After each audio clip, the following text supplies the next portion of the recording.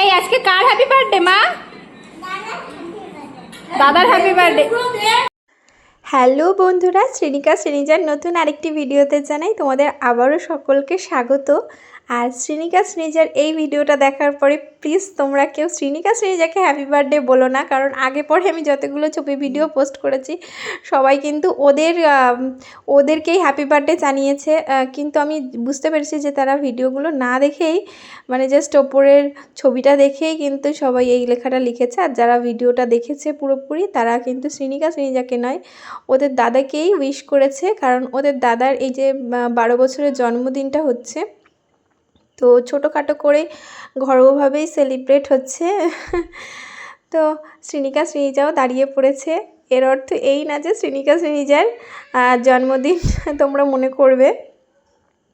আর আজকে কিন্তু একটা স্পেশাল ডেও ছিল, যে তোমাদের আগেই আমি বলেছি যে আমাদের 1 মিলিয়নের ফ্যামিলি কমপ্লিট হয়েছে, আর সেই কারণেই আমি আর স্পেশাল করে কোনো কেক আনিনি।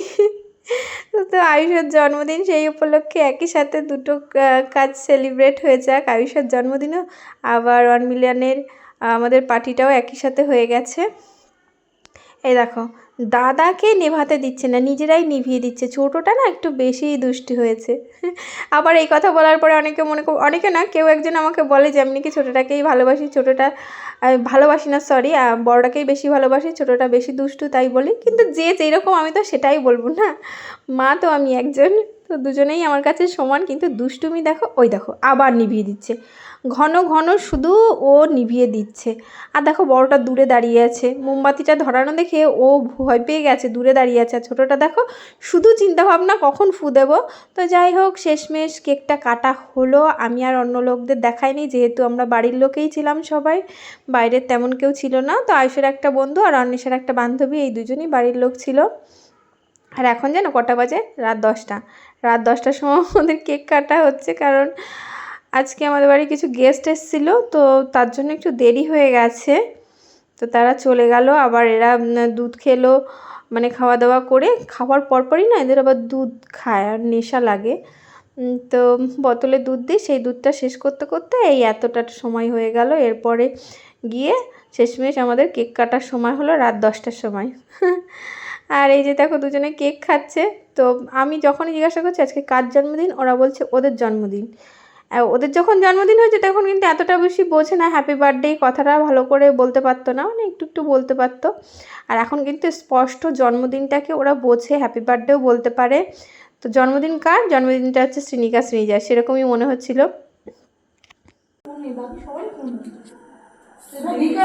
হয়েছে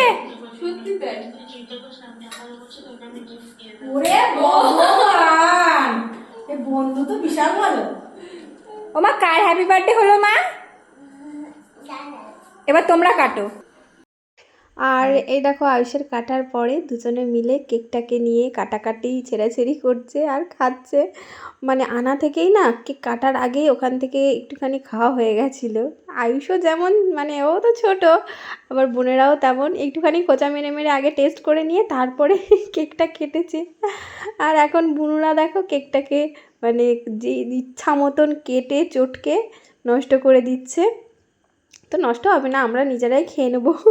তো তোমরা অনেকে ভাবে যে কেন আমি আজকে মানে এদের জন্য আলাদা করে কেক আনলাম না, কারণ সেলিব্রেটটা যেহেতু আমাদের বাড়ির লোকদের নিয়ে হচ্ছে, তো আলাদা করে কেক এনে বলো তো কী করতাম। এই কেকটাই খাওয়ার লোক হবে না, এই কেকটাই মানে লাস্টে পরে ঠেলাঠেলি হবে, এ খাও ও খাও। আর সবটাই হচ্ছে তোমাদের ভালোবাসার জন্য, তোমাদের ভালোবাসার জন্য। আর শ্রেণিকা শ্রেণীজার প্রতি তোমাদের যে আকর্ষণ, ভালোবাসা, যে ভালো লাগাটা আছে না, সব কিছুর জন্য মানে তোমরা ছাড়া আমার কোনো কিছু করতে ঠিক ভালো লাগবে না।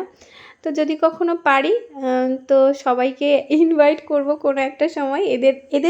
মানে এদের কোনো কারণে, ধরো এদের জন্মদিন হলো, ইচ্ছা আছে কোনো একদিন বড় করে জন্মদিন করব।